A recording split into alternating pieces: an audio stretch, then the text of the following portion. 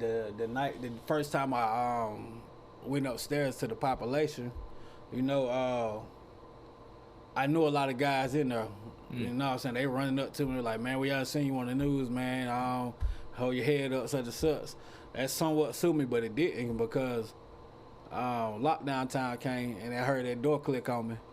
And it was just like man, like, you know what I'm saying? Like, This is life now. yeah. So I'm just, it kind of messed me up. So months later, but like I said, I was still young and still wild. So I'm Still experimenting. yeah. Stuff. So I'm Yeah. in jail. I'm getting into fights and all kinds of stuff, you know, and gang banging and stuff. So months later, I found out I had a son. Knew nothing about him. He was 18 months when I met him, before I even knew he existed. So now it's like, whoa, like, dang, I got a son. Like, if I'd have known this years ago, I would have never, probably wouldn't have even been in the streets anymore. Look, hell of an intro. I tell you what you in for, but I never really been the type of dude to give no info. But if you see your ends low and you trying to get a benzo, I'll give your ass some game that'll change the way that you think, bro. Super skilled with the pencil, super ill in my mental. I reminisce on life, I'm nice, here's my memento. Get it through your tempo, I get on any tempo and give it all I got. I'm hot, I got like 10 flows, trying to live on the 10th floor, across from residentials that I own. My mind stayed grown, I used to think clothes, I really used to think hoes and what I do to get those. And then I switched it up, I'm only thinking potential. Here we are back with another one, Walk and Grow podcast. You remember, what episode is this? 11. This is 11? Yeah. I lost it just now. But we have a guest here. He goes by the name of Brandon Anderson. If you don't know who he is, by the end of this episode, you will definitely know who he is. And you'll definitely hear about the things that he's doing in the community in itself. And as you guys all know, we're all about the community. We're all about giving growth, sharing stories, whatever it is that's going to inspire you to do whatever it is that you want to do. This is why we bring these stories to you, so you don't just hear it from us. Because, I mean, I get it. You guys get tired of hearing our voices sometimes. Even, for instance, I mean, you mentioned the other day, you know, some people were like, yo, we're tired of you. We're tired of your voices. Which is fair. Which is okay. It's okay. But, hey, we're going to bring these more guests. So if you do have a guest in mind and you do know someone with a great story, something that someone's doing great in the community, great work in the community, please share them with us so we can, you know, get to know this person a little bit more and maybe share their story on the podcast. The best way to do that is, of course, go to the Instagram and follow us at The Walk and Grow and just reach out to us. However, Brandon, how you doing today, man? All right, how you doing, sir? I'm doing great, man. I can't complain. It's All right. another day I get to breathe, so Oh yeah. there's nothing to complain about there. Oh yeah.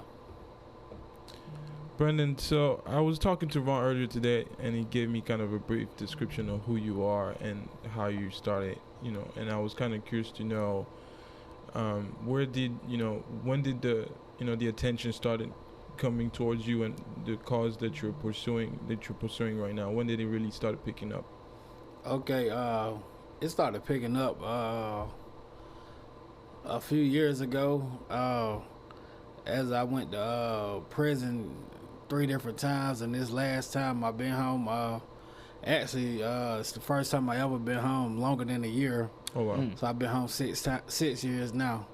So I never stayed out a year, but this time I have. So I'm happy about that. But this is some work I started doing 2014. Mm-hmm.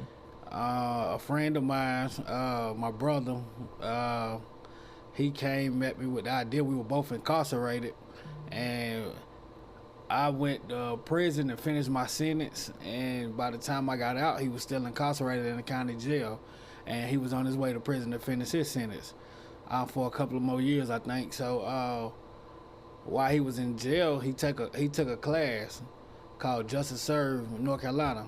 He took that class, which I'm still a part of to this day. I'm actually the president of Justice Serve, but it's a community-based organization was started by Miss Diane Powell, and so he used to always tell me about the class and the things he learned and the stuff that he wanted to do as far as dealing with kids, mentoring kids and things like that. Cause we both had kids also, and we done wanting them to grow up the way we did, and end up in jail and things like that. So once he told me about the idea, I'm like, all right, cool. And I actually think I met Miss Powell before he got home, and then when he did get home, me and him and Miss Powell, all three of us, we started doing community meetings on Mondays, and we started a program called Bringing Back the Village.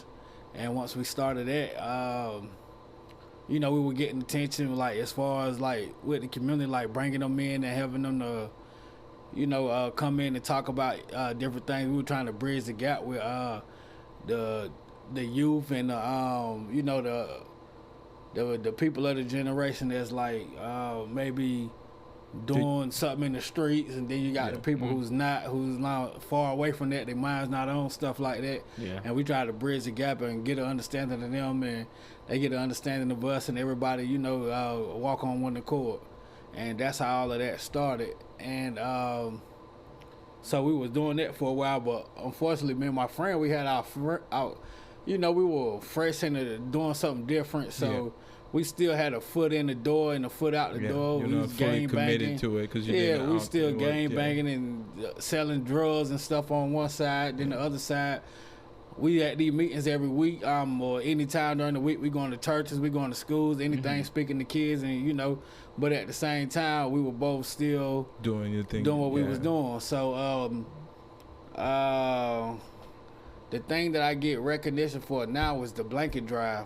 Yes. So I started that 6 years ago when I got home from prison, and that started with me. Actually, that's my friend right here, James Austin. He passed, but it started with me and him. We was That's riding. the one that was telling you the ideas. Yeah, yeah. We both came up with the ideas with all this stuff, but he pointed me in this direction. Before I don't want to cut you off, though, but before we go into the blanket drive, I want to get the listeners to get to know you a little bit better, or a little bit more. So Okay. So like, take us back to like before you met him in prison. In prison, like what was your life before prison? And, Okay. So I actually knew him before either one of us went to prison. We were younger, but so I was born in New Jersey. I lived there till I was about 6.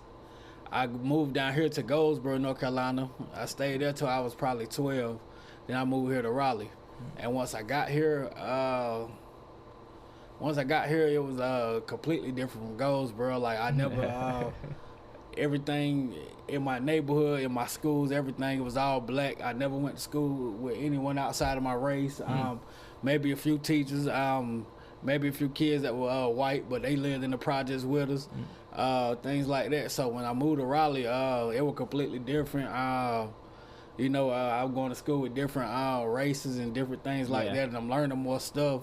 But at the same time, I was still depressed because that's all I knew. Yeah, exactly. So it's like we moved around a little bit, and we got into different little programs and stuff with school. But really, what was your mind wasn't in there. Yeah, my mind was when I go home and be in the neighborhood, and the guys, I looked up to the guys in the neighborhood, but they were all either selling drugs or gang banging and doing different things, and that was more of an interest to me. So that's where I went. I went on to that part. I fell into that part, and I sold drugs and started gang banging probably when I was 14. And I'm gonna pause you right there. Yeah. 14 years old.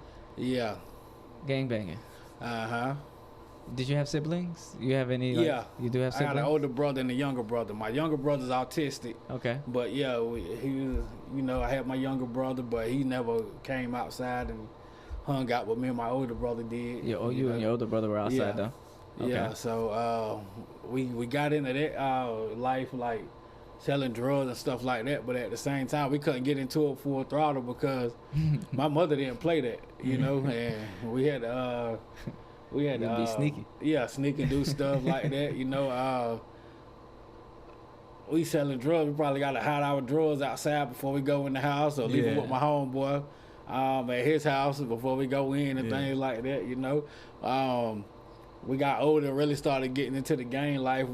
my mother still didn't go for none of that stuff. She Yeah. ain't even know we were doing it. Oh, You wow. know, we got took our bandana in the house, our pocket before we walk in the house Yeah. to keep it away from her. You know, so things like that.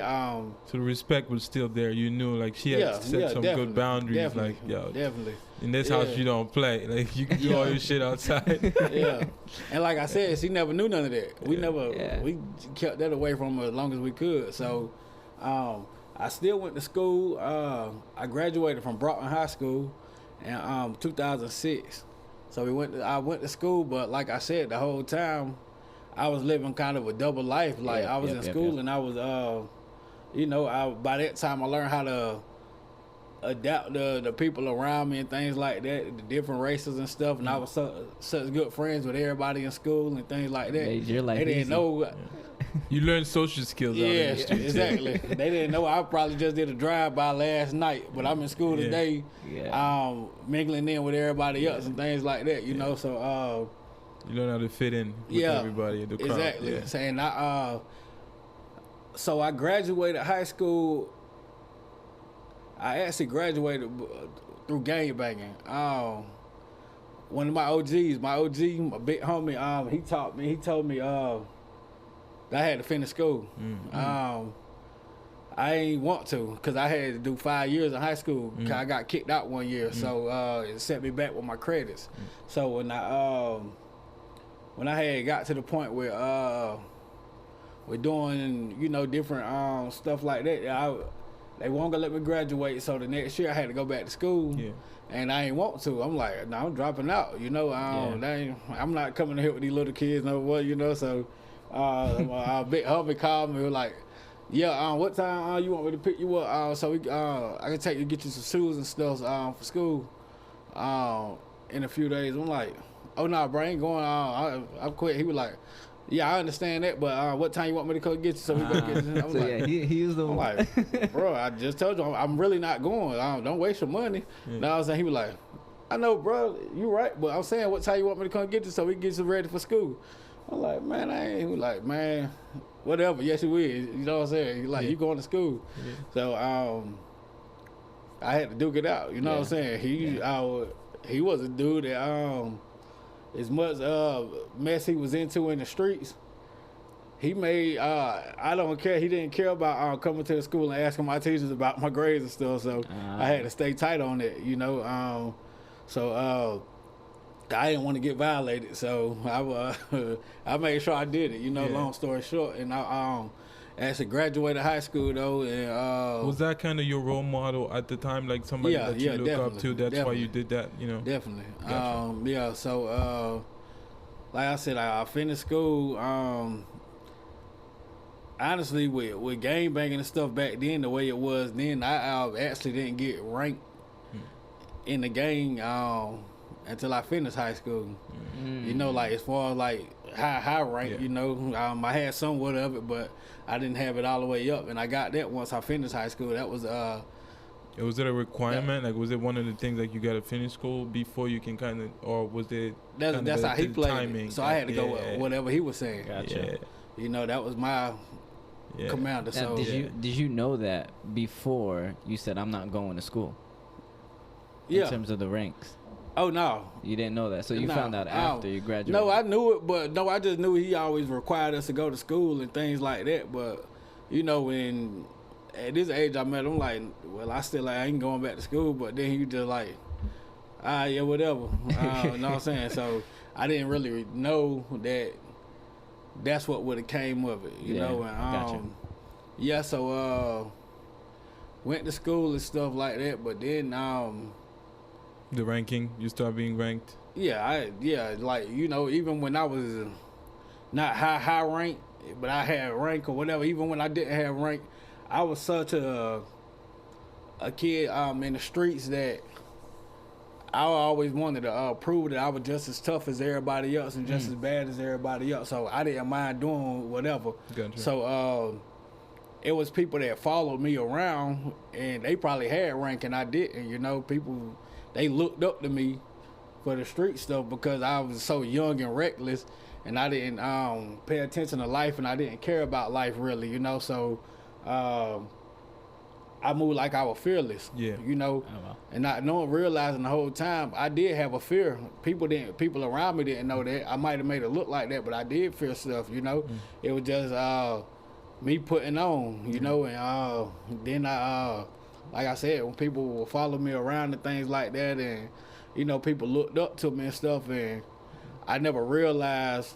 On the outside, you were one person, inside somebody else. Exactly. Like, yeah. Exactly. You're fighting another battle inside. Exactly. Yeah. So, and I never really realized none of that. So, long story short, after I graduated high school, maybe a year later, 2 years later, something like that.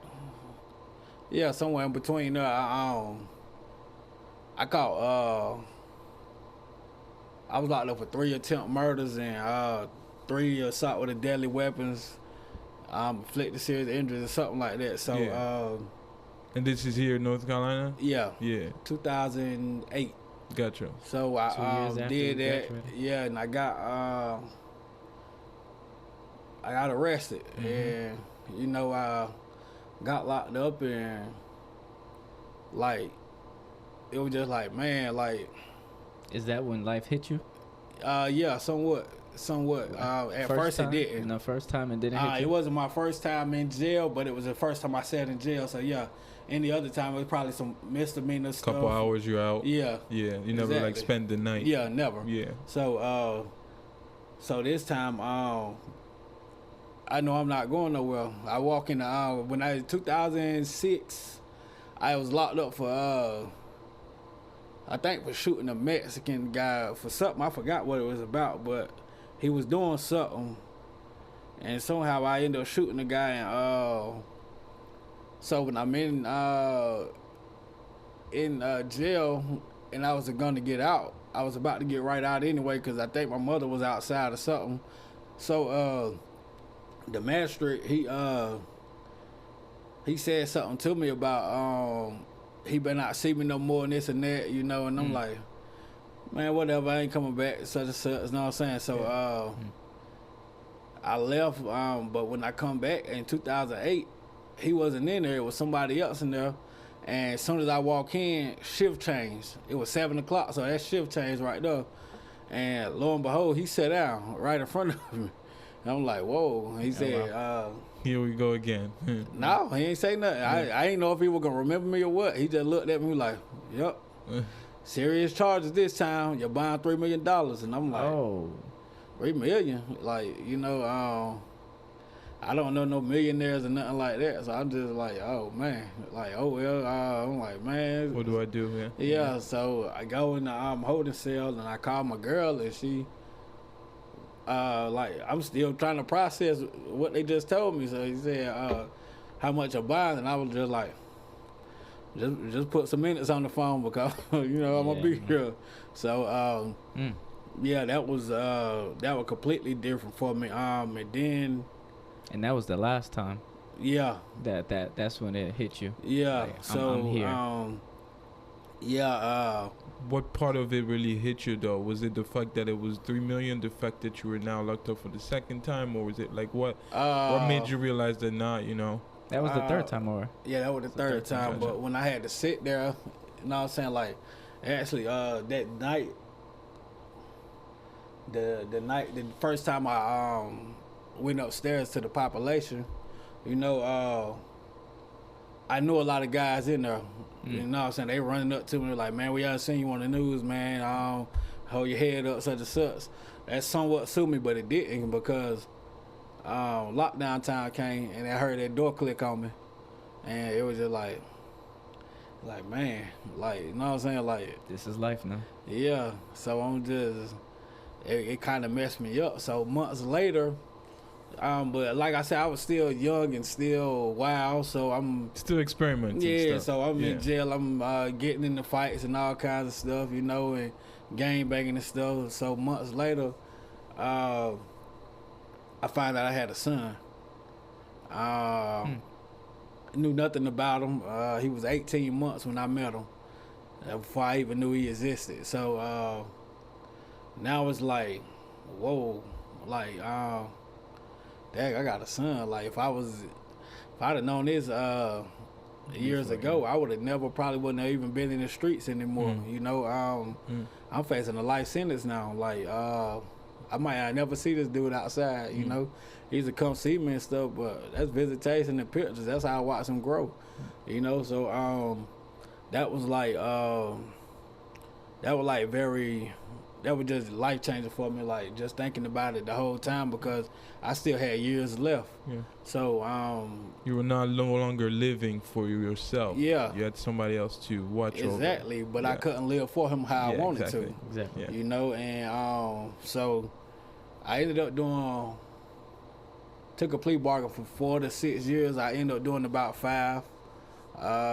Good behavior? No. Off of the 4 to 6, you got a minimum 4, a maximum of 6. But good behavior I'd have been done, but I was still getting in trouble and stuff in Still prison. getting to it. And 1 year, 2010, I actually did a year on lockup. They sent me to I gotcha. they sent me to solitary for a year. Yeah, so Solitary for an entire year. yeah, I was in one cell for a year. Okay. How was that? Like, it's Well, just that's like Um, you're 23 hours in the cell, right? Is that what it is? Yeah. 23 hours and 1 hour. Yeah, some free days time it by was yourself. some days they were probably 24 hours. Like locked up entire Yeah. day. Gotcha. Yeah, 'cause you got to shower. I want to say 3 times a week. They let you shower 3 times a week or something like that. 4 times a week. You had a window? No window? Or Yeah, just- you had a window, Gotcha. but where lockup was at, it was probably nothing but woods back there. That's all you can see. Yeah, the you're not woods. seeing none. Yeah, and it was when I went to the regular hole. That's a cell. It's like 30 or 40 people inside of there, 40 different cells. But when they take you to MaxCon, that's where you do a year or better. It's 8 people on the bottom and 8 people on the top, and so that we communicate about talking through the vents or yelling through the doors to each other and stuff like that. But other than that, while I was in there though, my son, he's a little kid, but he's smart, and he's writing me his ABCs or sending me his grades and stuff like that. Even before he could write, he was sending me scribble letters, things like that. So all of that time just sitting there, all these days just sitting there and just thinking about, 'cause you can't use a phone or anything, so you just get letters and stuff like that. So Right. just thinking about like what might happen and what might not happen, you know, if I would ever make it to see him again and things like that. Because once I get out this hole, I still got about 2 more years left, you know. So what would happen when I get out of here? You know, when I get out of here, I gotta go to the maximum security prison now. So you know, I've seen stories about the prisons like that. This prison I'm about to go to, when I was in the streets, I seen that when I was a kid, watching on the news how crazy it was and stuff in there. So that was kind of scary. And so it was like I said, I always wondered, like, will I make it out to see him? Yeah. My grandma was my best friend. She died in there when I was in there. My other grandma died 2 weeks later. You know, I hadn't seen her since I was a kid. She was still in New Jersey. You know, so I mean, with all this going on, right? I mean, you had I think a lot of events going on while you were locked up. How did you keep yourself at a position, at a level where you were able to keep striving? All right, I'm going to go to the next day and keep pushing to, you know, get to where it is that you want to be, which is out. You know, out to be able to be there for your son, be there for your family, and that's what kept me there with him. What made me, you know, strive for the next day was him. You know, that's how that went. But did he also add to some of your fears? Because it sounded like, you know, you said before you knew you had a son, you were being, you know, tough, you know, being the man out there, while inside you were battling, you know, you had some fear. Now finding out that you have a son coming as well, did that add to some of that fear that you had in the past as well, or was it like you shifted completely to like, yo, I don't want to speak for him. He was fearless. He was fearless. So pretty much. So towards the end, it was just like it just dawned on me more. It was like more of a nervous thing. Like I was nervous about getting out of prison. Like after being in there, I won't know about 5 years, but after being in there 5 years, like it just make you nervous. Like how the world gonna accept me, how things gonna go on and things like that. So it was just. Jeez. That kept me nervous. Like I was, the day I came home, the guy, my probation officer, picked me up and brought me home, and they were like, the closer I got, soon as I seen the Raleigh sign, then when I got inside of Raleigh, ride down Western Boulevard, like I just like your heart kind of my went heart down. was beating I'm real outside fast. now. Like everything, though, it was like, oh man, you know what I'm saying? Like it's real. Yeah, so I was just like, just kind of messed me up, and when I got home, my mama hugged me, and that kind of like put me at ease a little bit, and my little brother was right there, and my other brother and stuff like that, but I was kind of at ease when that happened. But before that, I was just like so nervous about everything, and then my son came, he got out of school, and he came over there, and it was a difference between being locked up and knowing you got a son versus actually being out saying, yo, I got a son. Like he, whoa, you know what I'm saying? And he was my shadow wherever I went 24/7, so that was kind of scary, man. But, all this stuff happened and things like that, and then I stayed out. I was home for maybe 8 months. I might have got 9-month probation. Once you get out, 9-month parole. So I get out, and I got probably like a month and a week left. And like I said, I was still at that time playing catch up a little bit. You get tested in the street. Yeah, and I with my homies and stuff on the regular. Like I said, by now, even before I went to prison, I'm a big gang leader. So. I with the homies and hanging out and stuff, and then I end up riding with one of them, and the gun was in the car, and I was charged with it. It was in the glove box, so I'm in jail again. Possession. They gave me attempted possession because I wasn't like it was in the box, so they gave me attempted possession, and luckily I beat that because they didn't find my fingerprints on it or my DNA. So. Yeah, I thought so. Yeah. Yeah, but I still had to go in jail and sit in there for a year. Close to a year. So a year. Yeah. Because he was on probation. Right. Yeah. Got that. Yeah. That makes exactly. sense. So I'm in there and I'm just that like one element messed him up. Costed you. Yeah. Exactly. Wow. A year. Yeah. So I was in there and I was. That's when I was in there with my homeboy. That's when you met him? Yeah. The third time is when you met him? But you I knew him of way him before already? then. Yeah, Gotcha. I knew him when we were kids. He just from a different hood from me. We actually used to didn't like each other because he was, I was probably 14, 15 years old, and he's younger, so he was probably like 9, and we used to fight and stuff with his brothers and stuff like that. But he was so little, but he talked more junk than anybody. You know how somebody will just keep pressuring you to fight him, but he was just so little, I couldn't do nothing to him, So I never got into it with him as far as physically, but by being in jail, even that first time in jail, I was in there with him. I was in the hole and he was in the hole. He was a juvenile, but we allowed to, in the hole you gotta go juveniles and adults because it's single cell. So, me and him used to talk a lot in there and stuff like that. And then, I got home and we went separate ways and stuff like that. But we got home and we clicked up and we were cool. And then he ended up going back. I ended up going back, and that's how we linked up in jail and things like that. So, that's how all that went about, man. And that's when he was letting me know about the class he's taking and things like that. And, Did he ever tell you why he was taking those classes? You take classes in jail, really. Man, most people take classes to get out the pod. Yeah, it take you out the pod for a little while. I took a class, but it was like a few classes down from what he was in, and it wasn't that class. It was called an ethics class. Gotcha. Yeah, so I did that to pass some time, man. But you know how some people, like, when they take a class, it's just like, yo, I'm taking this class. And you got, yo, I'm taking this class. So there's a different level of excitement based off of how he was presenting that. Do you think it's like... Yeah, he was very excited about it. Even the ethics class that I took, I was excited about that. You know, Gotcha. I started to just go in there just to, like he said, pass time. But then I went in and I started learning stuff and enjoying it. You know, so even it wasn't even a long class, but even when I did finish, it wasn't but a little certificate that I got. But I was happy and excited Right. about it. You know, Exactly. so that was cool right there. So. Like I said, once we got out, we started doing what we was doing for the community and things like that.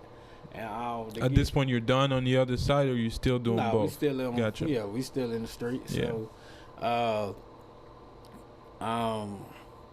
now how we get to the thing, the blanket drive, because Yeah. that's what Yeah. connects. Yep, So I was driving, he was riding with me. We were going past one square, and we saw a family of homeless people. Like, of course, you see homeless people downtown all the time. But we seen a family, like, they were all bunched under cover, and he was just like, damn, man, that's messed up. And I'm like, what? And I looked, and he showed me. I'm like, oh, man, yeah. And then he was like, how about this? Let's get blankets up for the rest of the year, and we could pass them out on Christmas Eve. I'm like, oh, yeah, that's what's up. Then we could do that. We could start the day. Let's do it. You feel me? But, Did you take him seriously at that moment? yeah, that was he was young. He was younger than me by a long shot, but he was a very solid dude. And his word, when he said something, it was stamped. You know, He meant it. yeah. So when like I said, that was short lived because unfortunately I got locked up probably 2-3 days later, and that's when I got locked up for selling drugs, for selling heroin. So and he got murdered 2 months later. While you were inside. Yeah. We something me and him did.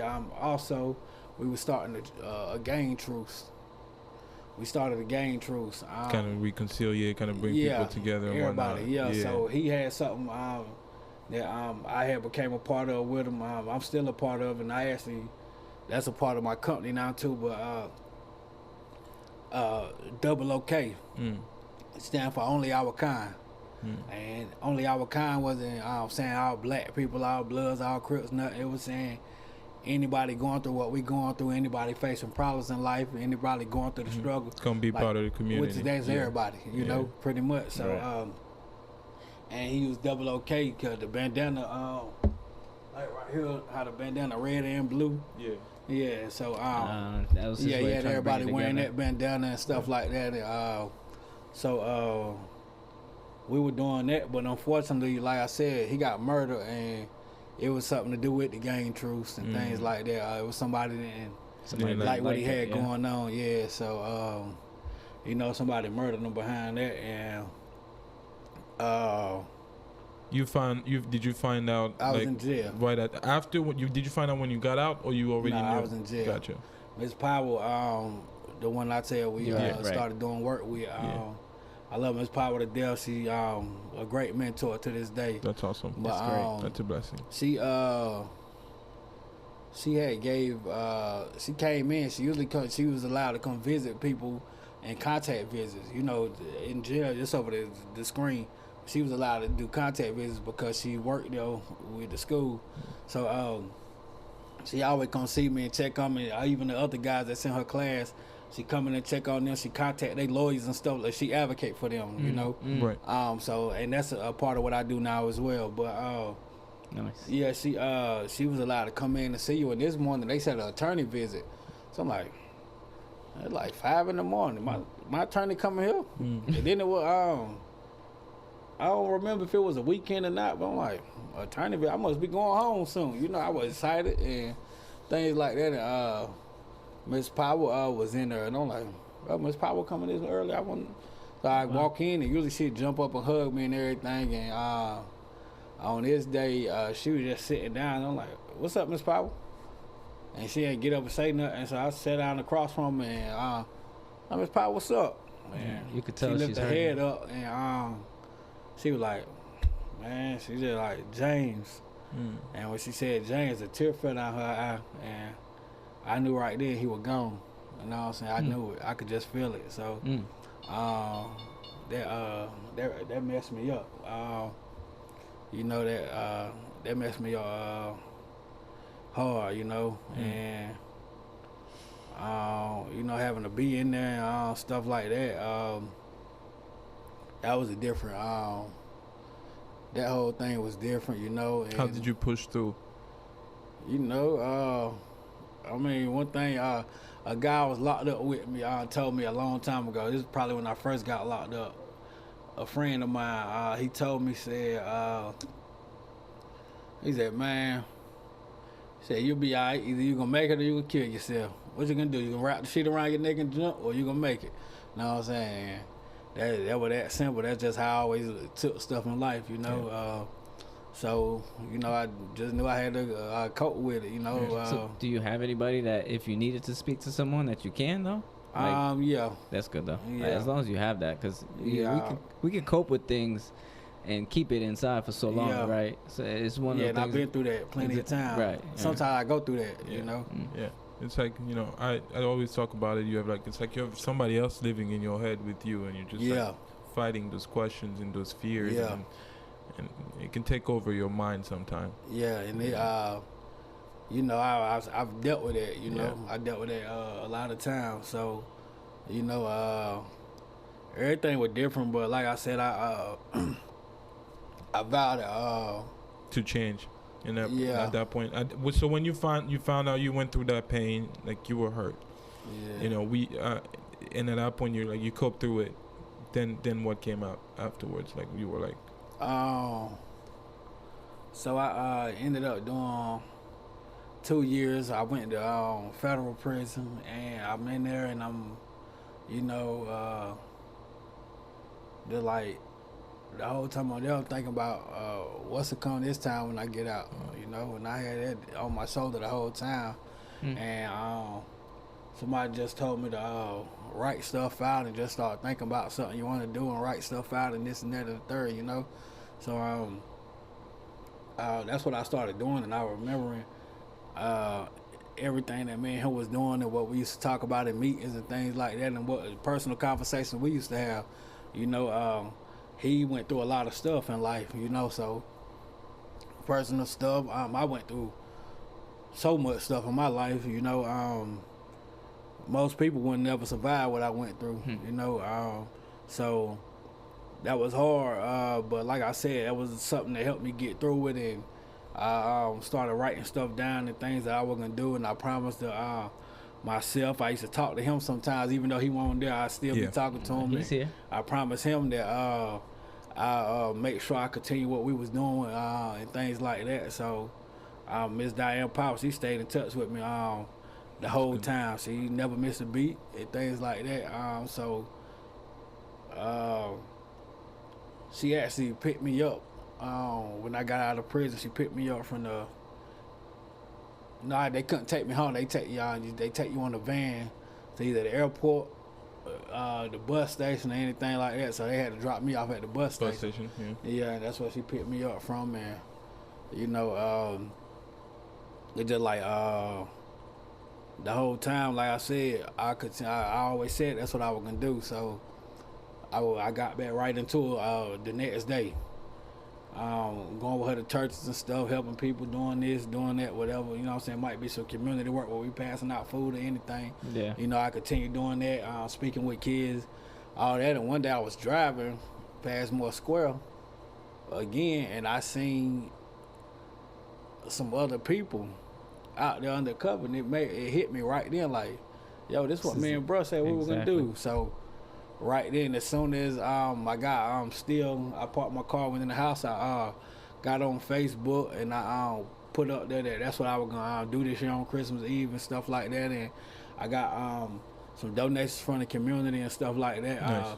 Donations of blankets and stuff like that. I had a friend or two that said, all right, so look, on Christmas Eve when you do it, we'll come pass out food. So they made like snack bags and stuff like that. My friend Stacy, they made snack bags and things, and you know they brought that out, and we were passing out blankets and stuff like that. Unfortunately, I didn't have enough blankets to give out to people. I had to turn some people around. So what I did was made me feel bad. So I said, I'm gonna do this again next week. So I did it the next Saturday, and every Saturday for the rest of the winter I started doing it. So each year that's what I do. Christmas Eve is the start date, but every Saturday for the rest of the winter. That's what So this year, the first year that I actually I kind of changed it up. Last year I went to Goldsboro, I went to Wilmington and did a few stuff like that, just a few. But this year I made it. I got it. Well, I have somebody in New Bern, I have somebody in Goldsboro, Roxboro, Wilmington, Brunswick County, different places, Rocky Mount, where they passing the stuff out too on weekends down there, and they cities as well. Right. And I started doing it earlier this time because I realized that although other years I was doing it, I do it in the evening, 5, 6 o'clock in the evening. People gotta be back to the homeless shelters or under the bridge, wherever they sleep at, stuff like that.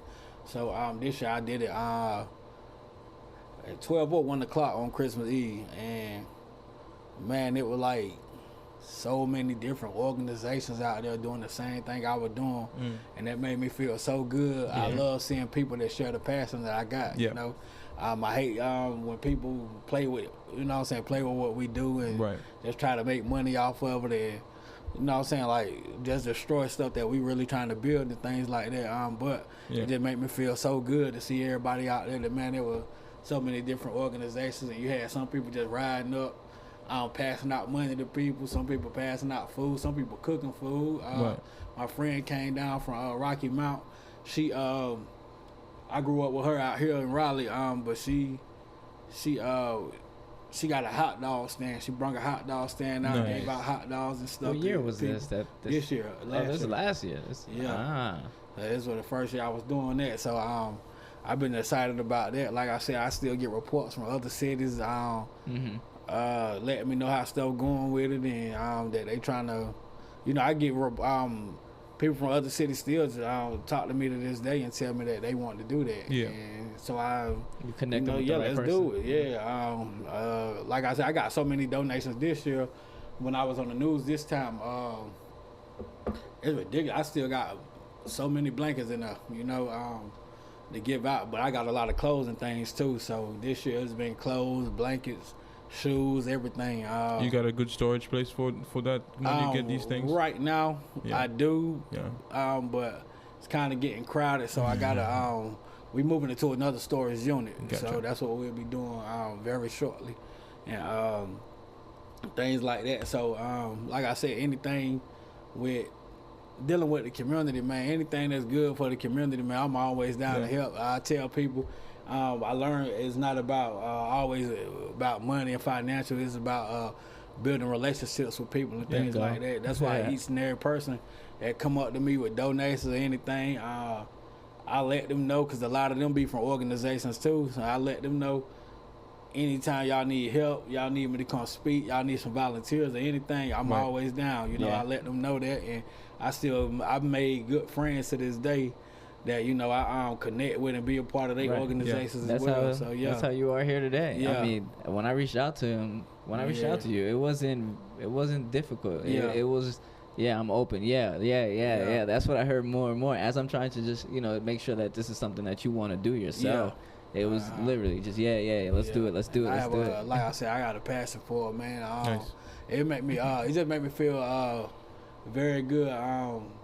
See somebody smile when I give them something, and they, you know, they walk off smiling, they head up now, and you know what I'm saying, and it be something so small, as simple as a blanket, as simple as a $5 gift card to get something to eat or anything, you know. A place, this is a place downtown Raleigh called A Place at a Table. So I done built a relationship with Maggie. We're actually gonna have Maggie on the podcast. Maggie's amazing.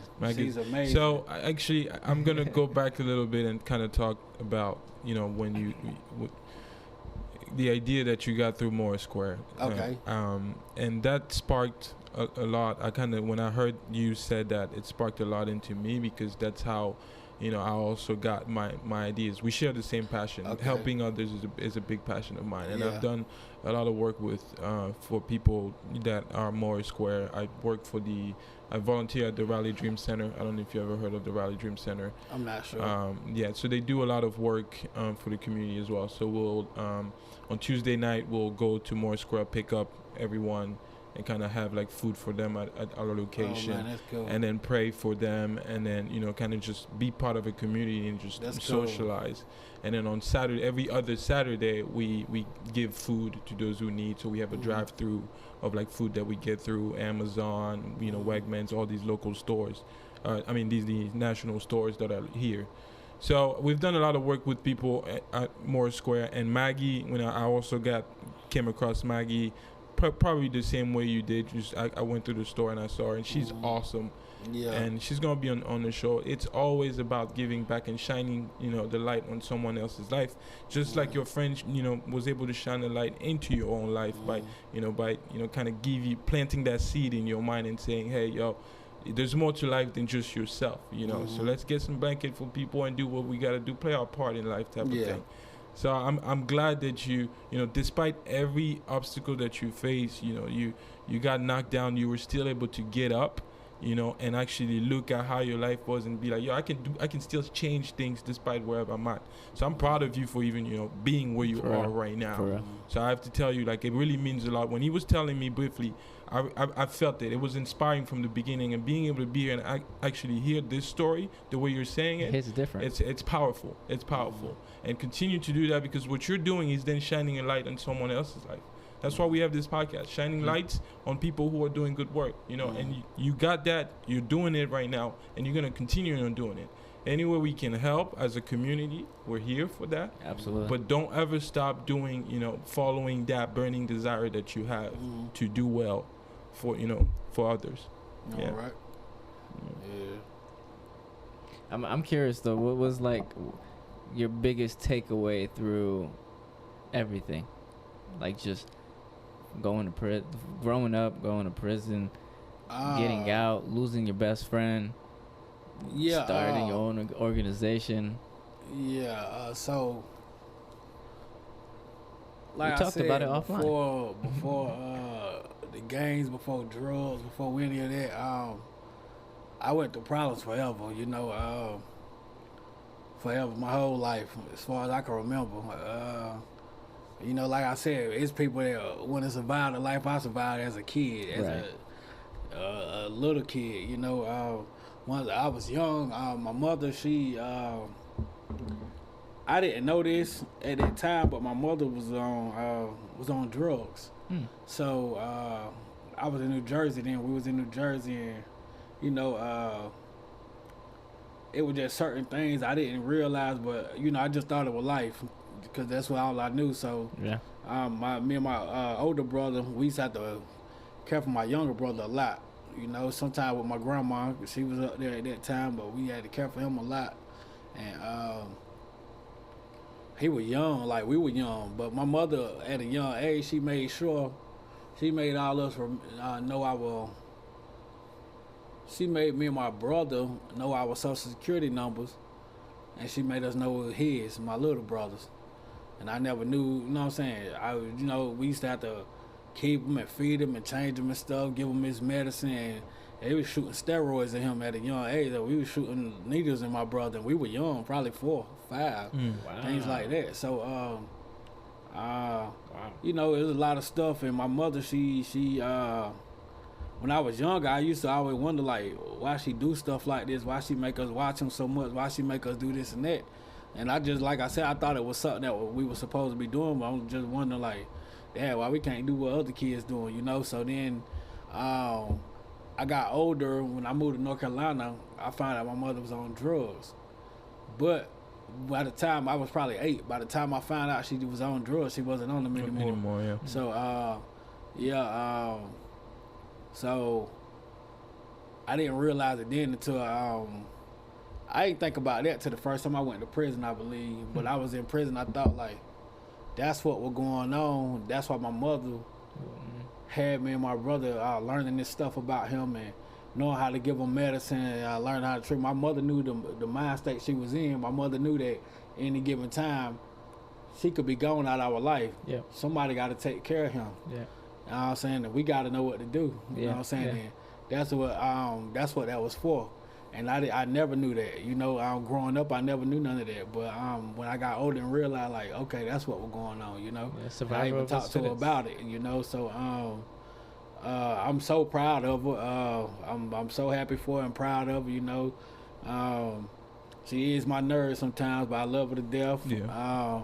You know, so that was a hard one for me, like coming up. But then, you know, I dealt with being picked on and bullied and stuff like that because I didn't have, we didn't have nothing. We had much of nothing, you know, at all. So like getting picked on and stuff like that about certain stuff and that we didn't have, and you know, like as I'm older now, realizing, man, they were just kids too. They ain't know no better, you know. But back then, that hurt, you know. So we went through all of that, and things were going on. And then when I got older, so my father, when we was in New Jersey, some days we had to live with my father, me and my older brother, because my mother had to be in the hospital with my younger brother for months at a time.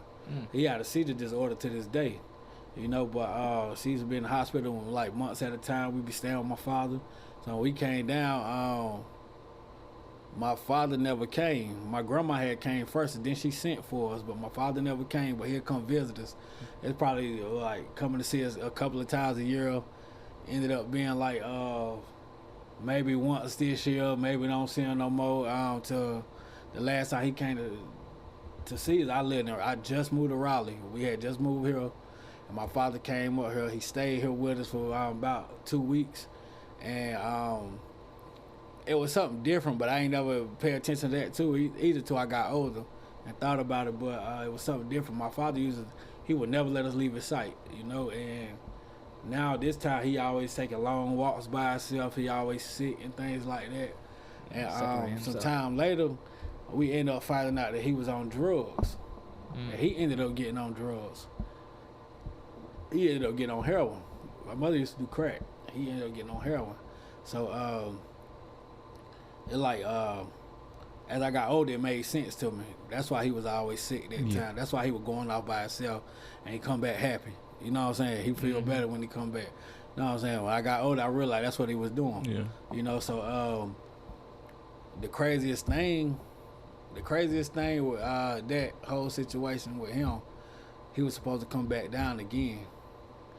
And on his way back down, well, right when he was coming back down, when he was supposed to come back down here, he got locked up. So he had 5 years, but he won appealing. He had 10, but he won appealing, got 5. The craziest thing was the day my daddy got out of prison was the day I went to prison. What? Yeah, for 5 years too. I went to go do the same amount of time he did. Yeah. That was the craziest thing. I got No, I said wow. I got my uncle, crazy. My daddy brother. I got his phone number. He talked to my mother a few nights before, and she gave me his number the night before. And the night before I had went to prison. I was in the county 15 months already. So I went to prison the next day. I didn't know I was going. They don't let you know. They just, you know what I'm saying? So I was planning on calling him that day, so when I got to prison that day, I called him, and I was going to let him know everything that was going on and stuff like that, and he had did 10 to 11 years in prison himself, you know, so that was when I was younger, though, but I called him, and I'm talking to him and stuff, and let him know how much time I got and stuff like that. I asked him, said, you talked to my dad? He was like, yeah, I'm on the way to pick him up now.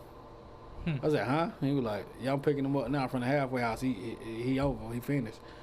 I'm like, for real? I'm like, this is my first day in here. He getting out today. So, you know, that kind of messed with me, you know. But like I said, I got through it. I did it. So once he got out and he found out, well, he already knew I was arrested and stuff like that. But when he found out I was in prison, I probably had 3 years left. I think at that time, about 3 and some change. I probably got probably like 2 letters a week from him for that whole time I was in there. You know, he stuck with me. I call him sometimes and things like that. I remember one time I had when I went to maximum security prison.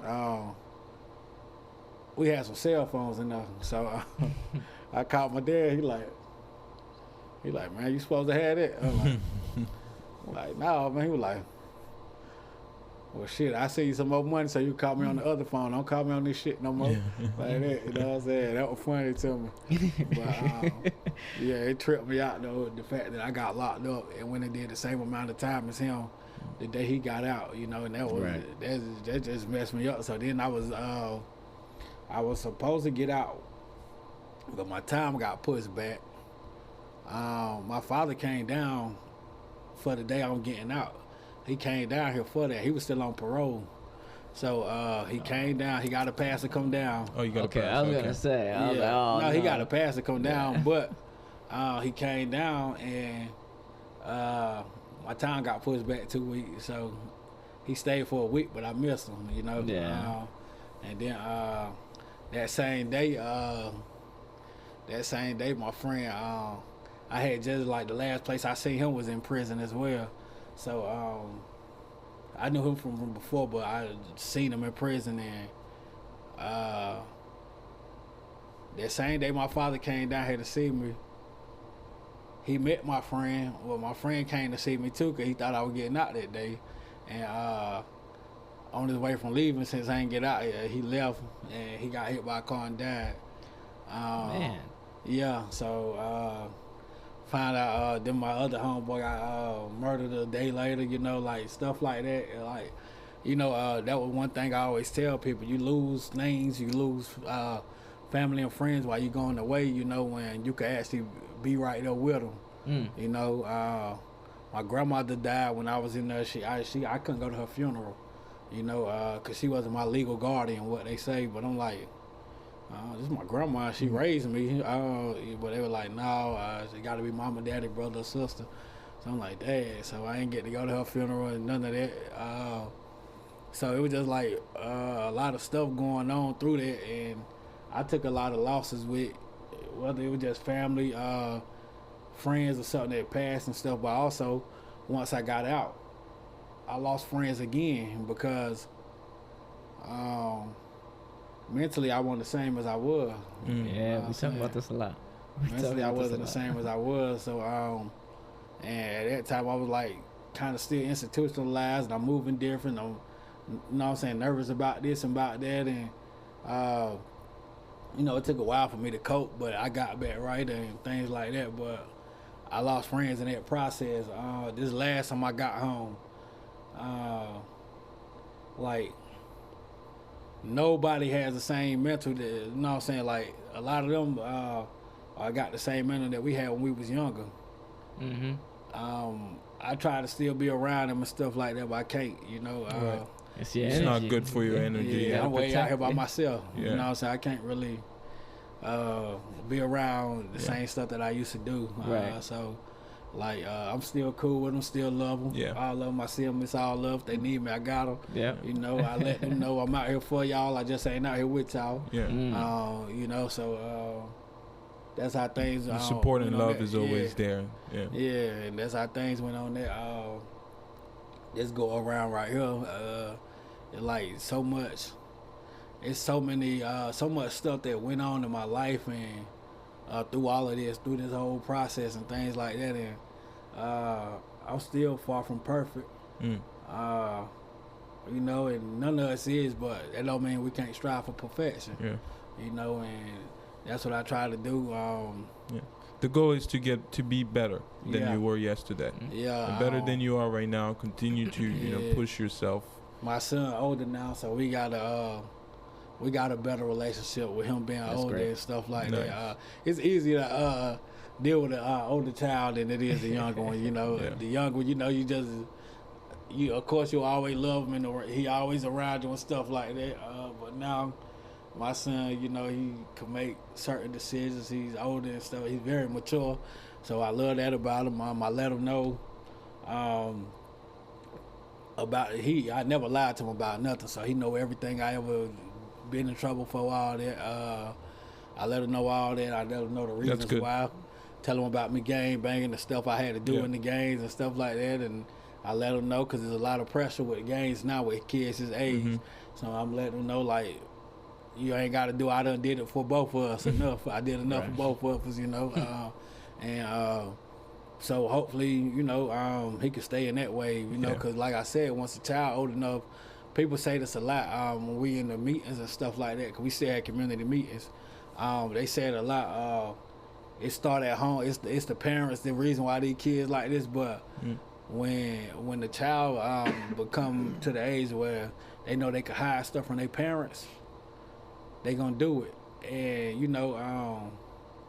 They gonna start trying to make decisions that their parents ain't wanting them to make. You know what I'm saying? That they won't raise, like, I won't never raise to shoot nobody. You know what I'm saying? I won't never raise to hurt nobody. You know what I'm saying? But you know, that's what was around me, and that's what I adapted to. You know, and things like that happen, and it's not. So I just teach my son to be his own person, and you know, not go that way with the crowd. Like, you know what I'm saying? If you ever out riding with your cousin and your friends and y'all were to get pulled over and stuff like that, I don't care what it is. You ain't got to talk to the police or tell on nobody or tell nothing. Said, but whatever they tell you to do, I don't care how embarrassing it is. If they tell you to lay down, lay down. They tell you to they do some stuff that's disrespectful to you, don't tell them, sit there and say nothing back and tell me when you get home. I just want you to make it home. You know what I'm saying? Exactly. And I know that's hard. That's gonna be hard if he ever come across it. I pray to God he don't, but you know, just teach him how to be humble. You're humble. You keep your head down and do what's more important. It's all about respect at the end of the day. Exactly. You give respect, you're gonna get it. Yeah, exactly. It's a combination of respect and discipline. Because you got to be able to, you know, respect the individual and also say, you know what, that's not something I want to do. Yeah, like when I first got home, I was getting pulled over a lot. This time when I got home, I was getting pulled over so much by law enforcement for nothing. When I left, they ain't had that Facebook Live, so that became my friend when stuff like that happened. So I go live and stuff. And I I pretty much let them know that I'm recording, you know, so, so. Do you think they treat you differently when you record and then, you know, I'm sure in the past when before, Definitely, yeah, like I've been beat by cops, I done went through all that, you know, been beat by the cops, yoked up for stuff I didn't do, everything, you know, so I done went through all that, that was before I ever went to prison and stuff like that. Even after I went, you know what I'm saying, stuff like that happened. But I was just gonna say, like, what do you think is like create that tension between, you know, the law enforcement and, you know, power? Oh man, is it just like, you know? Do you think it's power? Do you think it's just power? It's some of them just woke up on the wrong side of the bed and chose violence? Yeah, but like it's like this. See what we do with Justice Serve now. What we do every Monday, we have a community meeting with the chief of police and the law enforcement and stuff like that. We got real live active gang members that come and we all sit down and we talk and we they tell us what how things got to be and stuff like that or need to be, and we tell them what we want. We put our demands on stuff too because we not just gonna always go by everything y'all say because everything y'all say not lining up with how we live. And you know what I'm saying? All right, cool, we can take the guns out the kids' hands. We'll do our best to do that. But y'all gotta also know we need some of these cops out this neighborhood. Why put the cops over here that's scared of us? The ones that scared of us and keep pulling them triggers on us. Know what I'm saying? That ain't no good. You know? Of course, I don't care what nobody. The world need law enforcement, you know. But at the same time, why put cops over here that got a history of racist stuff and things like that, racist tensions and stuff like that? Why would you put them in our community, knowing that they are scared of us? You know, to set up in a way. Yeah, that's all it is. You know, and we gave her the list of officers that need to be gone. You know what I'm saying? She said she gonna do something, but you know, however that go, people. This is new. This is recent. Yeah. Gotcha. Actually, I like to invite y'all to one of the meetings that y'all like to come. Yeah. Yeah, Yeah. For sure. absolutely. And sit in and just see what we talking about and stuff like Yeah. that. I'd love to be there, and it's- if we can, even help somewhere where we, talk to whoever, add to that list of the men that you Yeah. have, we can, What time on Yeah. Mondays? Usually 7:00. Yeah. I But mean, some we can days it'll even- be different days, so I'll let y'all. You have is, I got the yeah, numbers. just, Yeah. Just just let me make know. that happen. So, yeah, we get in there, but like I said, I let my son know certain stuff because, like I said, once I first got out, Exposure. when I first got out, I was still going through that. I was getting pulled all the time. I was getting harassed all the time, and then it's like now it actually made me feel some type of way. It wasn't no bad feeling. It was actually a good feeling. See a cop that actually had his knee on my back one day. Know what I'm saying? One of the cops that used to harass me and my friends on the regular. Actually see him say, he seen me. I don't know why. It was just, I don't know if I ever see this dude, I hear his name, I would be ready to run. You know what I'm saying? But, no, I actually seen this guy. He was like, Anderson, I love that shit you doing now. He said, hey, man, stay that way. You know what I'm saying? You ain't never got to worry about nothing. Just stay that way, man. Such and such, somebody bother you or something, call me now. I'm like, all right, but yeah, my mind, I'm like, I ain't calling you. You know what I'm saying? But, it's still, Respect has been respect is respect. And it made me feel good. And, You're heading in the right direction. You've earned that badge now. A lady from Ohio called me the other day. She called me and she was talking to me. She sent me on Facebook, and she said the stuff she wanted to do in her community, and she seen my story and stuff on the news and stuff. She wanted to do this and that in the community. So I'm like, all right, cool. This what happened. I gave her my number, told her she need help, I could help her, and we were talking. And she was like, so where are you? What city you in? I'm like, I'm in Raleigh. She said, where? I said Raleigh. She was like, oh, I ain't heard of that before. She was like, but she said, I thought you was in Cleveland. I know Cleveland right here. So I'm like, no, and she was like, oh. So then I said, no, I'm in Raleigh. She was like, what, North Carolina? I said, yeah. She was like, wow. I'm like, huh? She was like, well, they've been playing you on the news up here all day yesterday. Oh, really? Oh, wow. I'm like, oh, where? I said, you ain't in North Carolina? She said, no. I said, where you at? She said, I'm in Ohio. I'm like, for real? She was like, yeah. They played you all day yesterday. They've been playing you this morning. I said, for real? You know what I'm saying? It shocked me out. That's what you're doing. It's Yeah. you don't see it everybody, especially Yeah. just where your background. How many people has turned their life around like that? Yeah. Before Yeah. they can even keep it. Because most times it's prison or death. Yeah. Exactly. It's not prison, and then you change your life, and then you can experience that death. It's prison and death. That's what I choices. speak to the kids about. Y'all see me doing good and stuff like that. Y'all see me on this path and things like that. Yeah. But I don't want y'all to have to go through what I went through just so y'all could change y'all life. Exactly. Let's go ahead and do right now. You know what I'm saying? Go to school, get something out of it, do something with it. You know what I'm saying? If school ain't for you, okay, get you some trades, do whatever. But, don't go to the negative side of life. Try to stay away from that as far as you can. Yeah. And I let kids know that all the time. Yeah. How often do you speak to the kids? I'm out there. Well, at the office, we have Monday, Wednesdays, and Fridays where the kids come.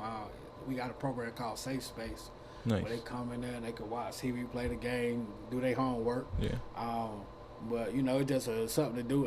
Like I said, Miss Powell, she keep them out the street. Yeah, she do this. She amazing, man. She does stuff like that as far as.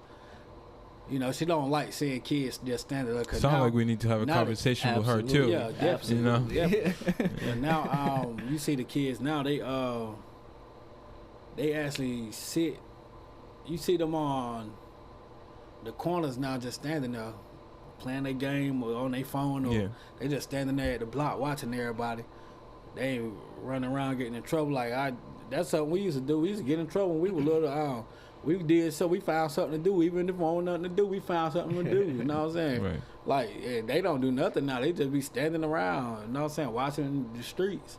And Miss Powell seen that, and she just she call for families and parents and stuff if they wanted to bring their kids there to do stuff. Cause we were doing that during COVID as well for remote learning. They could come there and do their remote learning and stuff. Yeah. So yeah, it was. Oh, that's dope. Yeah, it was big. It was, and it still is. But it was things like that going on. So, you know, she do a lot, man. And what are some of the challenges that you guys are facing right now? Like, you know, with the everything, kids, with the at whether it's the blanket drive, like, you know, even if you don't have any challenges, oh man, sure. But like, if there's some places where you're like, yo, we can use some help in this area. We could do this. Like, we have ideas of things we want to do, but like we're still locked. Man, like, I got a million ideas right now. I'm trying to get the my organization off the ground also.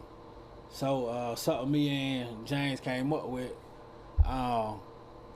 This thing called Unity in the Community. That's something we came up with together and all that.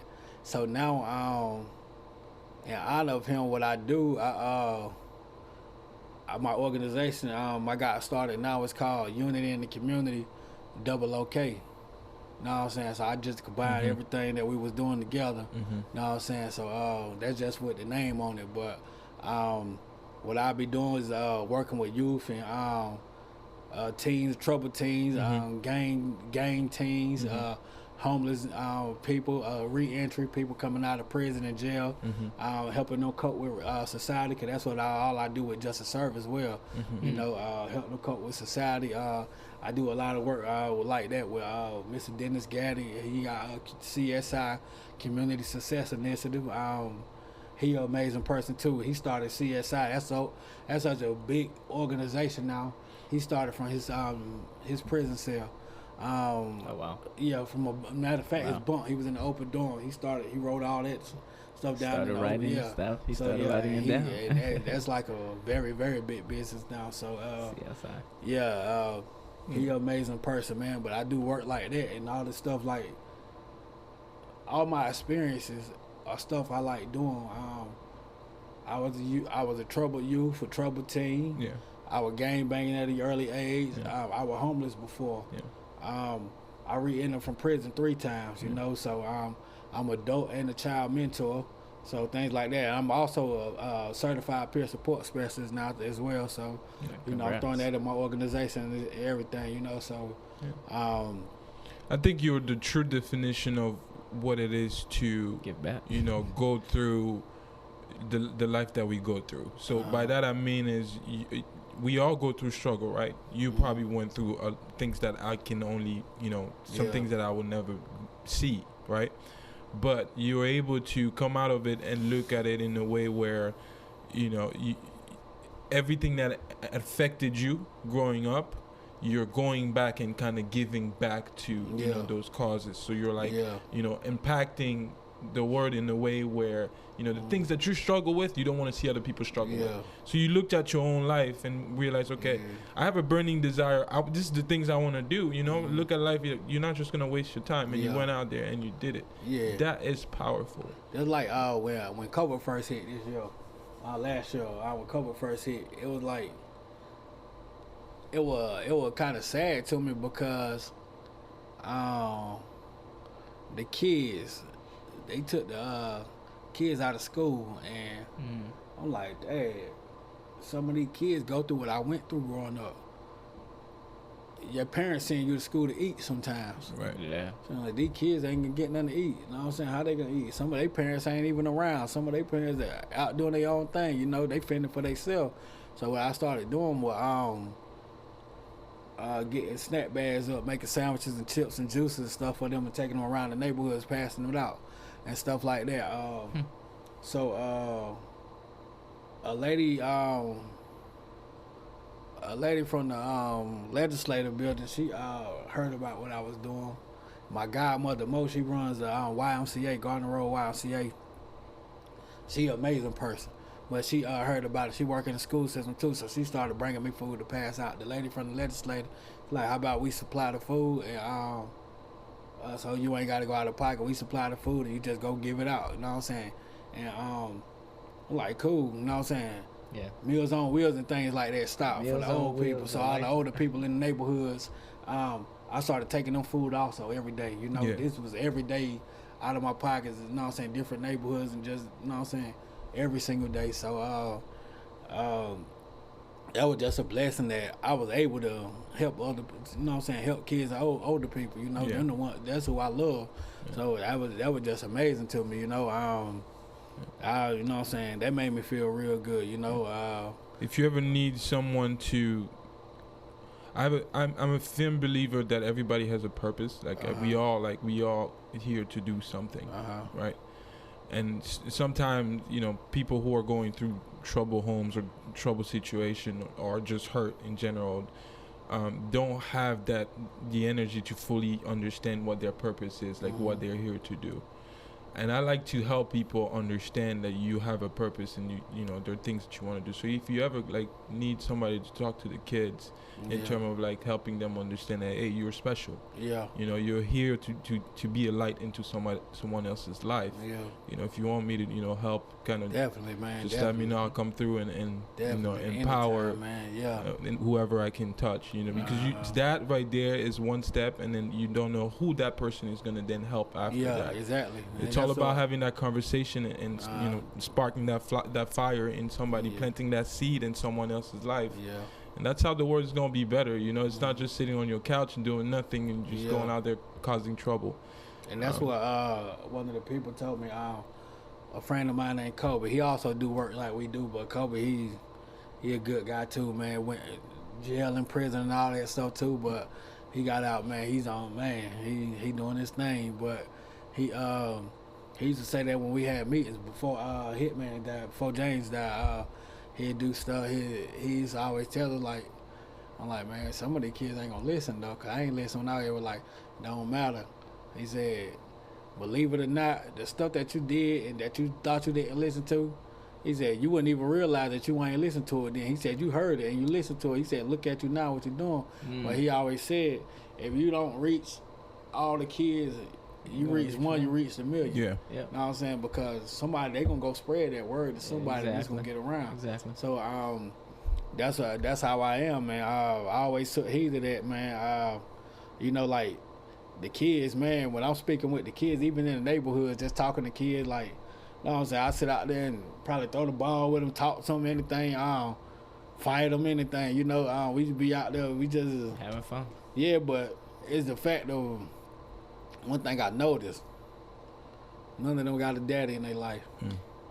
Yeah, we were just talking about it. Like we've been talking about this for a very long time. And that I think that's where the problem is stemmed from, though. Yeah. You know what I mean? It's I mean, I was thankful enough to have my father up to a certain point. But at that point, I was already older. I already could maneuver through this world. But it's that key piece right there. It's you got mom raising you for the most part. If mom is even in the picture, you got some relative. It's not. As a boy, at least I should say. As a boy, I think most, not even most. That mentorship is not there. That you don't have a role model. Because who do you look up to? To guide you through, you know, navigating life. That's tough. Yeah.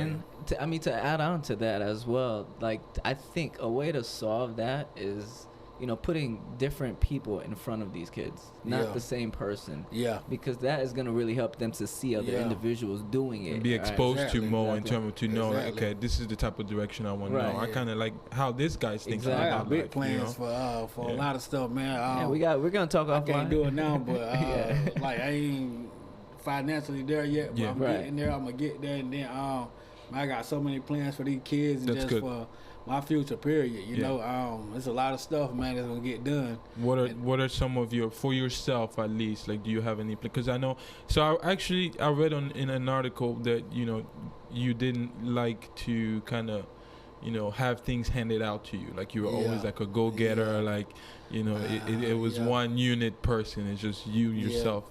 But now the things that you're doing is basically being part of a larger community. How does that feel? Like having that mindset of, okay, yo, it's just me, I'm gonna do this on my own. And now you're like part of it, you know, you're doing it with people. Like you have a core group. So I definitely appreciate all the help from everybody, man. Even with y'all coming speaking to me right now. I always appreciate all the help with everybody. You know, at first it was just like I was like, I ain't want to hand out with certain stuff, and they were just dealing with this. When I first got out of prison, I went through the biggest struggle I ever went through in my life, and that's no lie. I was living on my mama's couch. Slept in a real car, you said, at some point? Yeah. You know, so it was just so much stuff. I could have went to family members and stayed with them, or, know what I'm saying? When I left from my mama's house, it was on bad terms, man. Her was kind of beefing, so I left from there. She ain't know where I went, or that I was sleeping in my car or nothing like that, you know. Family members ain't know I was sleeping in my car, you know, things like that. So it was just a pride thing, you know, and it was a pride thing, and I had anger. Ego. We all have that my ego. And I ain't want no handout for nobody. I'm just like, I figured out, you know, and to the point, like I was forced to ask somebody for something.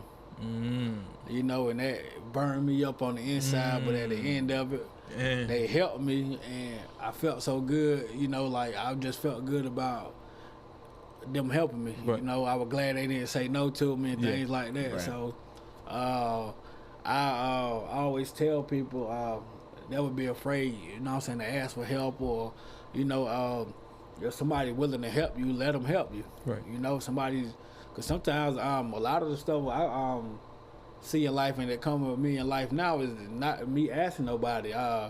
Somebody, they could feel that I need it, you know? Know what I'm saying? It's been time people ask me, did I would need something, or did I want something? I said no. Know what I'm saying? Yeah. But they still felt that I needed it, and they still were like, well, look, let me help you with this then. I'm going to do this for you. Yeah. Stuff like that. But, you know, I especially talking to kids, man, like I tell them all the time, if y'all need help with anything, man, I don't have a lot of stuff. But you will do what you can. Yeah. We'll work it out and figure it out. You know what I'm saying? And also, if y'all need help with anything going on in y'all home, like something making y'all feel uncomfortable, anything like, you know what I'm saying, bullying, anything, man, I ain't telling you to fight nobody. I ain't telling you to let nobody hurt you either. Always defend yourself, but if you ain't got to, go the other way. You know what I'm saying? Right. I know it's gonna hurt your pride to do that. You know what I'm saying? Cause hell, to this day I probably won't. You know what I'm saying? Sometimes I probably won't. Sometimes, but you know, it just just always try to make the best decisions. I always tell kids that I always try to make the best decisions, man. Because one thing about it,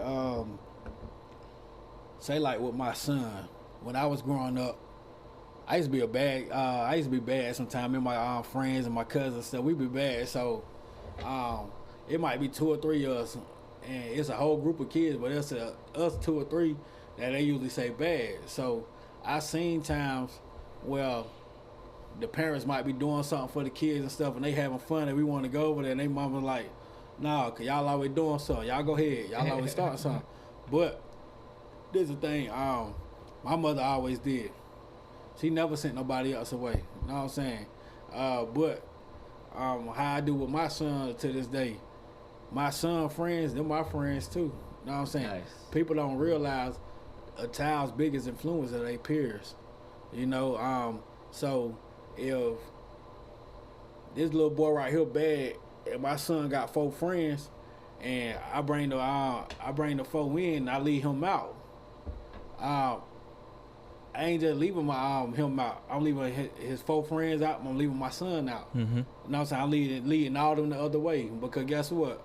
As a child, they gonna sneak and play with their friends. You know what I'm saying? Yeah. They gonna sneak and play with them if they got to it. And this boy over here doing what he doing, and he getting in trouble and stuff over here. When they sneaking and playing with him, they gonna eventually fall into it with him. You know, so if they fall into it with him, I just lost 5 kids. You know what I'm saying? Instead of one. Yeah. So what I do, I embrace him too. You know what I'm saying? Let him know, look, we ain't going for none of that crazy stuff, but look, we gonna all have fun. Let's do this. Right. And guess what? They rather do that. He rather do that. Stuff like that, you know? So you gotta embrace them all and things like that. So all the kids can get the same notion, because I never realized this, but when people were telling me that you the future, y'all the future, this and that, when I was a kid, I didn't understand what they were saying. And now I definitely understand. That's why I got to install in these kids' head that they the future, you know? Yeah. Because if not, they gonna go back doing the same stuff I was doing. Right. You know what I'm saying? Yeah. You see how it is right now with the kids out here in the streets. Exactly. Just in Raleigh alone. You see how it is. You know what I'm saying? Wow. When nobody put the guns down. Everybody want to shoot. Everybody want to fight. Want to do this and that. I was a part of that. Mhm. I lived that life. You know what I'm saying?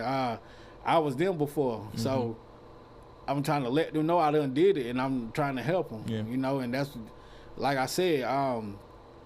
I ain't saying that's what I'm gonna do. That's what I'm doing, and that's what's gonna get done. You know, Exactly. There it you ain't no. You can't put a maybe or a might Right. or No, trying on. it will something. be done. You gonna do it. We're gonna Yeah. see those changes over time as Yeah, well. we will. Yeah. So that's where I'm at now. Yeah. So, however, I know you're big guy in terms of helping others, and we also want to be able to help you whenever. So, if you have an event, anything that's going on in town that you need us to promote, you need us to, say the word about, or like, or try to reach out to people that will come to the event. Don't hesitate to, let us know. Yeah. Any way we can help as a podcast, just let us Yeah. know. Likewise, man. yeah. I'm with it, man. Y'all just let me know. Yeah, it's great to see what you're doing, and I'm excited to see what else you have planned, because I know you're gonna do some great things. So I don't know if you had any questions. I just want you to share with the people, where can the people get in touch with you? Where can they find you? If they have any questions, they want to give you feedback, in or the Facebook group or Yeah. like a Yeah. do you have anything that they could tap into that you're in? I don't know the name of the website. yeah. You gotcha. But, Okay. So what we'll do is it's- we can actually put it when we're gonna post this Yeah. episode. We can have it, on our Link, yeah. on Yeah. our bio. yeah, not Just send definitely. us the link I and we'll definitely, put I got them. I just Yeah. don't really. Yeah. Just but, send us the link and we'll put it there on the bio. and my and- email address is unity in the com @gmail.com. That's the email address for I suck with technology, so I tell you about the Instagram and Facebook later. Right. My Yeah. name on Facebook is Brandon Anderson. You can inbox me there as well. Right. Oh yeah, I got a Facebook, Unity in the Com as well. That's also my Facebook. Nice. Um, Yeah, we'll put all those links Yeah. there on the bio, and like people Yeah. can just click on it and go straight to the page. yeah. But yeah, that's awesome. So I appreciate that, man. I appreciate all of it, man, for real. Thank you for the work you do, Yeah, and thank absolutely. you for taking the time to listen to be here and share your story and share your message and what you're doing for our Yeah. community. Continue to shine that light bright, on all these kids and the next generation as well. Facebook is Unity in the Community, double OK. There you go. OOK. Oh, okay. Yeah. Okay. We Only got our it. kind. Awesome. Yeah. You're gonna close it? No, I think we're good. I don't think we need to close it. The closing has been done. Yeah. Everything that was said here today is real life. This is again, this isn't a joke. This isn't a game. This is real life that we're talking about. So, take action. I Take hope you were able to action. take an element here out of this conversation and kind of, look at yourself and see Yeah.